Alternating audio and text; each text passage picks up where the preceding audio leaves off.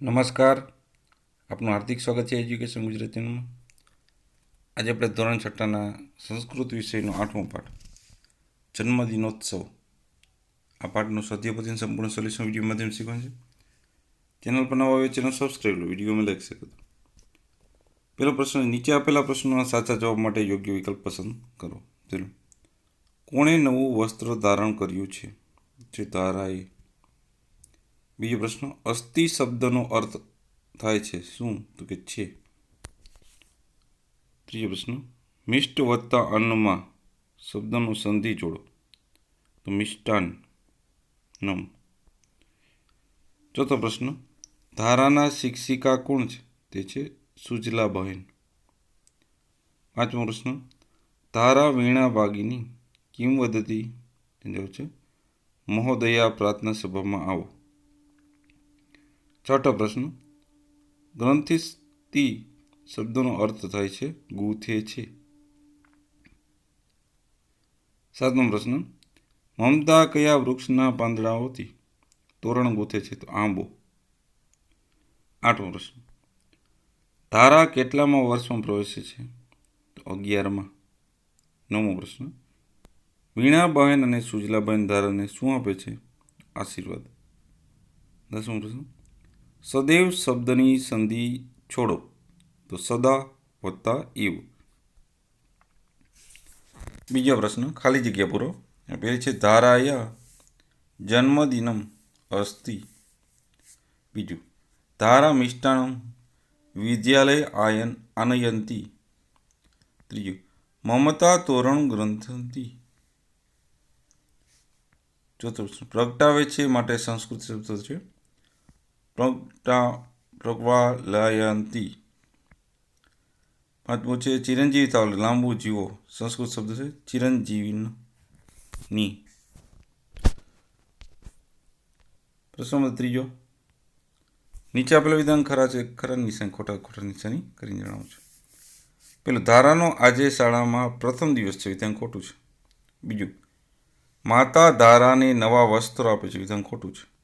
ત્રીજું, ધારા સુજલા બહેનને વીણા બહેન વિશે પૂછે છે, વિધાન સાચું છે. ચોથું, આમ્રપાલી વૃક્ષસ્ય શબ્દનો અર્થ આંબાનું વૃક્ષ થાય છે, વિધાન સાચું છે. પાંચમું, આચાર્ય સૌને માટે વિદ્યાવાન યશસ્વી અને ચિરંજીવ આવે પ્રાર્થના માટે શ્લોક ગાય છે, વિધાન સાચું છે. પ્રશ્ન નંબર 4, નીચે આપેલા પ્રશ્નના ગુજરાતીમાં ઉત્તર આપો. પેલું, માતા ધારાને શું આપે છે? માતા ધારાને મીઠાઈ આપે છે. બીજો પ્રશ્ન, સુજલાબહેન ધારાને શું કહે છે? તો સુજલાબહેન ધારાને કહે છે આજે સી વિશેષતા છે? પ્રશ્નાર્થ. ત્રીજો પ્રશ્ન, વીણાબેન ક્યાં છે? તો વીણાબેન કાર્યાલય એટલે કે ઓફિસમાં છે. ત્યારબાદ છે પાંચમો પ્રશ્ન, નીચે આપેલા પ્રશ્નનો સંસ્કૃતમાં ઉત્તર આપો. પેલું, કસ્ય જન્મદિનમ અસ્તિ? જવાબ છે ધારાય જન્મદિનમ અસ્તિ. બીજો પ્રશ્ન, વૈશાલી કિમ કરોતી? જવાબ છે વૈશાલી પ્રાર્થના ખંડે સુશોભન કરોતી. ત્રીજો પ્રશ્ન, ધારા કપિ દીપાના પ્રજ્વાલયતી. જવાબ છે ધારા એકાદશ દીપાનમ કરોતી. ચોથો પ્રશ્ન, ધારા જન્મદિનોત્સવ કસ્ય વદના કરોતી? ધારા જન્મદિનોત્સવ સરસ્વતી માતુ વંદનમ કરોતી. પાંચમો પ્રશ્ન, ધારા અક્ષયપાત્રમ કિમ સ્થાપયતી? ધારા અક્ષયપાત્રમ મિષ્ટાન્નમ દાન્યમ સ્થાપયતી. ત્યારબાદ છે પ્રશ્ન નંબર 6, ઘટનાક્રમ મુજબ ગોઠવો. તો સૌથી પહેલું ઘટનાક્રમ પ્રમાણે આવશે વીણા વદનમ વિદતી આમ અહ્યમ આગચ્છામી. બીજો છે ધારાયમ સખી મમતા આમ્રપાલી વૃક્ષસ્ય પર્ણાની આનયંતી. ત્રીજો આવશે સા તોરણ ગ્રંથથી. ચોથું આવશે વૈશાલી પ્રાર્થના ખંડેન સુશોભનમ કરોતી.